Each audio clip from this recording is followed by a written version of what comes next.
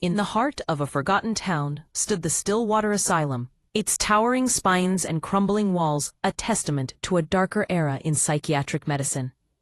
The commission to photograph its haunting interiors before demolition was a dream assignment for Ben, a freelance photographer with a penchant for the decayed and abandoned.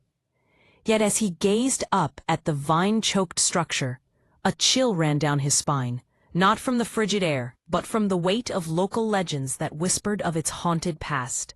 Ben was a skeptic, a man of facts and shadows, seeing ghosts as mere figments of light and the mind. His assistant, Chloe, was a passionate believer, her childhood steeped in tales of the asylum's chilling history, the cries of agony that once echoed through the electroshock therapy room, the menacing figure dubbed the Creeper lurking in the hydrotherapy chamber, and the ghostly nurse who roamed the halls, tending to patients long gone. "You should read the history, Ben," she urged, her voice echoing against the cold stones as they unloaded their gear. "This place is soaked in suffering, lobotomies, insulin shock therapy. It's a time capsule of profound pain." Ben shrugged, hefting his camera bag with a determined nod. "All the more reason to document it. We must remember, so it doesn't happen again. Suffering doesn't leave a ghost, it leaves a stain." They were met by Harris, a nervous representative from the demolition company. He handed them keys and a map, his hands trembling as he warned them. "Stay out of the West Wing. The floors are unstable. And be careful. The crews refuse to work here after dark. They report noises." With a dismissive nod, Ben focused on the rusted, ornate front gates, framing them through his lens as Chloe gazed nervously at the shadowy structure looming behind him. Stepping inside, the air shifted dramatically. It was cold and stagnant, thick with the sense of mildew and decay, layered beneath the sharp tang of antiseptic.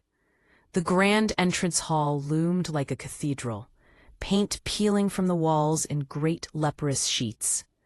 Light filtered through grime-caked windows, illuminating swirling dust motes that danced in the stillness. Ben immersed himself in the silence, capturing it in long, empty corridors lined with rusted gurneys, and in the vast day room where chairs were bolted to the floor like forgotten relics of despair.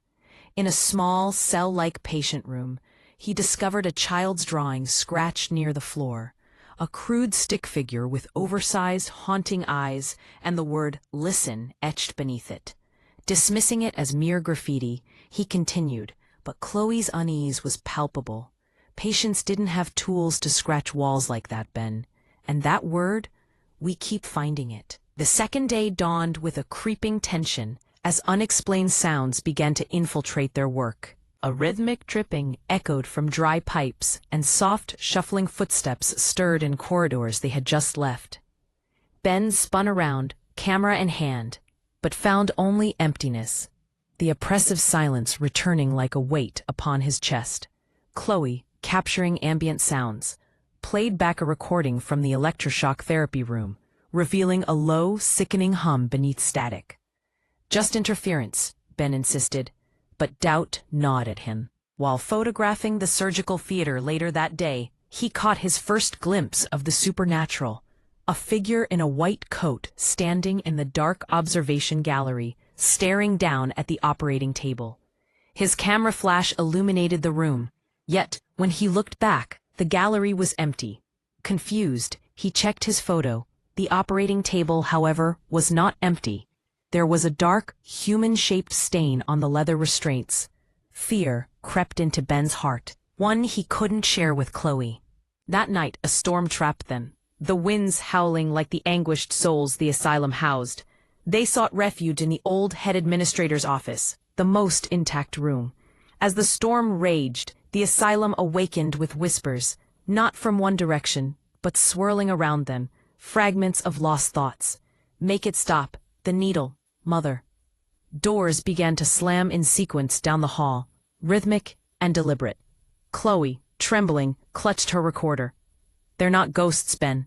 They're echoes, echoes of trauma. This place, it recorded everything."